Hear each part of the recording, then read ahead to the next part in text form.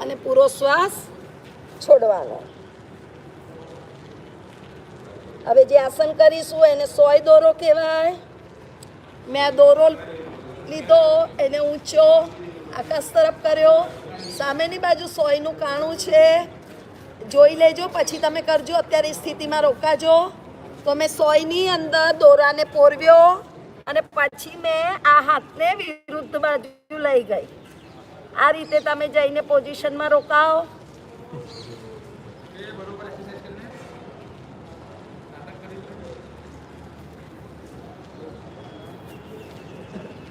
ઓમ બીજી બાજુ કરીશું.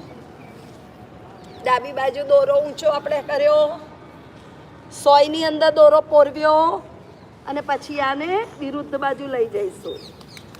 પૂરા શરીરનું સ્ટ્રેચિંગ બહુ સરસ થઈ રહ્યું છે.